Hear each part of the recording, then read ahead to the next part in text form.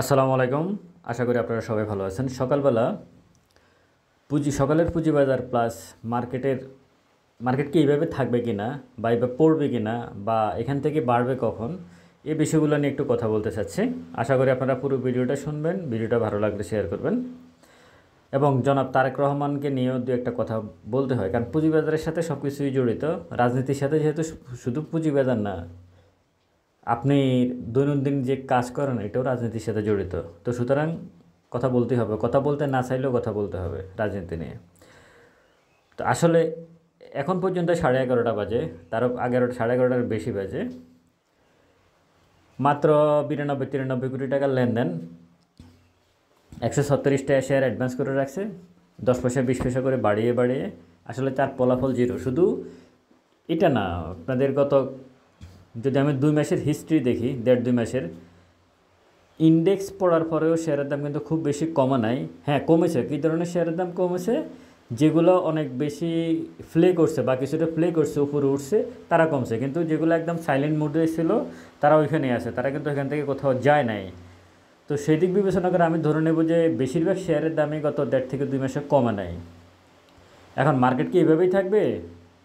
না, মার্কেট এভাবে থাকবে না। আর মার্কেট এখান থেকে পড়ার সম্ভাবনা আছে কিনা, এটা হচ্ছে সবচেয়ে বড় কথা।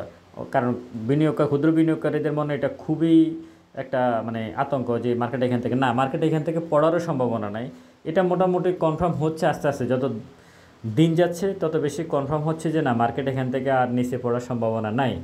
ইন্ডেক্স ফালাইতে পারে, ইন্ডেক্সের বিষয় না। আমার মার্কেট বলতে আমি বোঝাচ্ছি আপনার হাতে থাকা যে স্টকটা আছে, শেয়ারটা আছে, সেটা বোঝাচ্ছে। আপনি যদি একটা গ্রাউন্ড লেভেলে শেয়ারে এন্ট্রি নিয়ে থাকেন, যে শেয়ারে নেন না কেন এই মুহূর্তে, সেটা জেনারেশন নেক্সট হোক আর গ্লোবাল ইসলামী ব্যাংকে হোক, এখন যেখানে চলে আসছে এইখান থেকে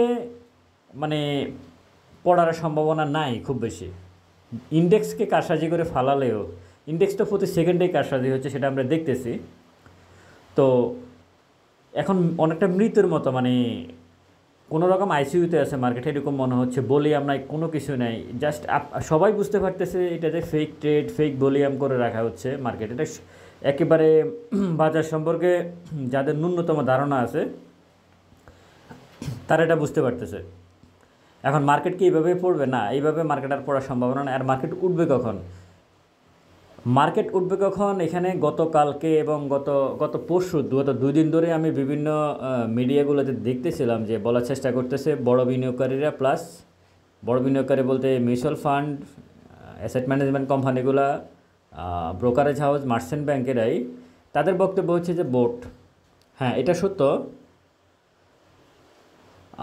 আপনার বোটের দরকার। বোট না হলে মার্কেট আসলে এখানে রাশেদ মাকসুদ যে পরিস্থিতি তৈরি করে দিয়েছে মার্কেটে, যে গত পরশু সাকিব আল হাসান সহ আবুল খায়ের সব প্রত্যেকের বিরুদ্ধে মামলা হয়ে গেছে।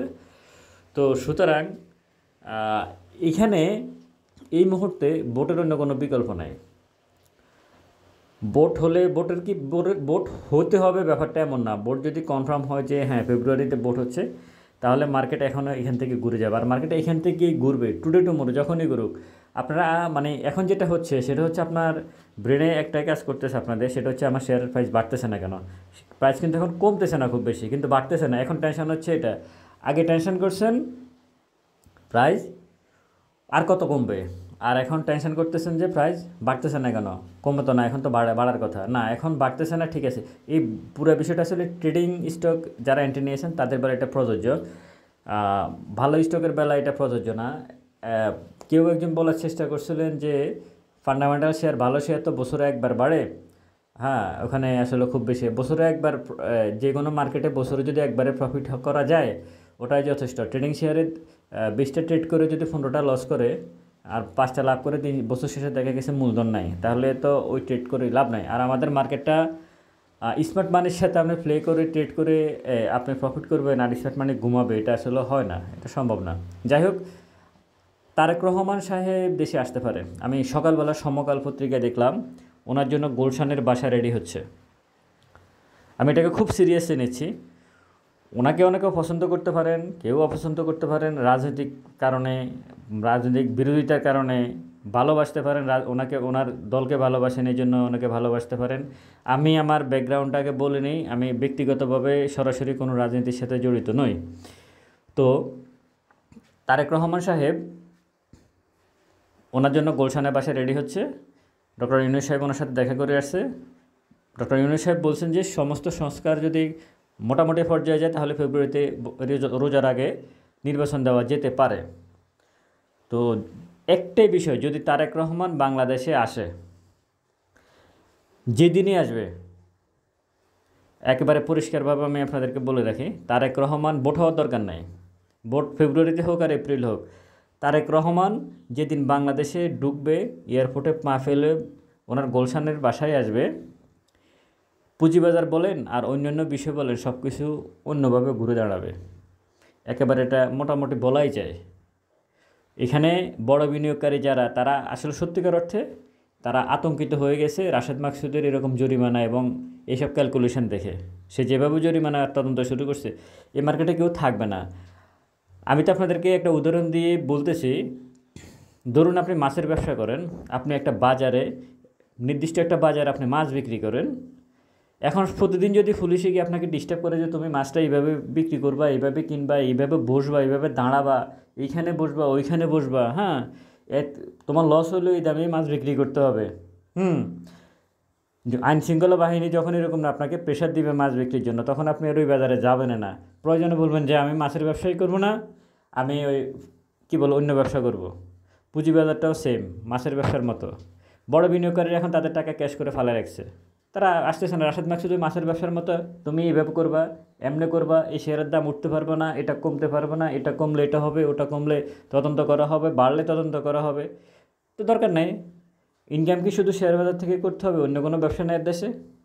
বড় বিনিয়োগকারীরা, তাদের কোটি কোটি টাকা তারা ব্যাংকে ফেলে রাখছে, তারা ফিক্সড ডিপোজিট করে রাখছে, তারা বিল বন্ড নিয়ে রাখছে, তারা সঞ্চয়পত্র কিনে রাখছে। অসুবিধা কী? অসুবিধাটা কোথায়? কোনো অসুবিধা নাই তো। তো রাশেদ মাকসুদ এটা তো তার বাবার সম্পত্তি না। রাশেদ মাকসুদের বাবার সম্পত্তি নিয়ে যে সে এরকম করবে। আর বড় বিনিয়োগকারীরা মার্কেটে আসতেই হবে বাধ্যতামূলকভাবে, এমন কোনো কথা নাই। তারাই ব্যবসা না করে অন্য ব্যবসা করবে, কোনো সমস্যা নাই। কারণ এটা স্বাধীনতা, তার স্বাধীনতা, আপনি তাকে আটকে রাখতে পারবেন না।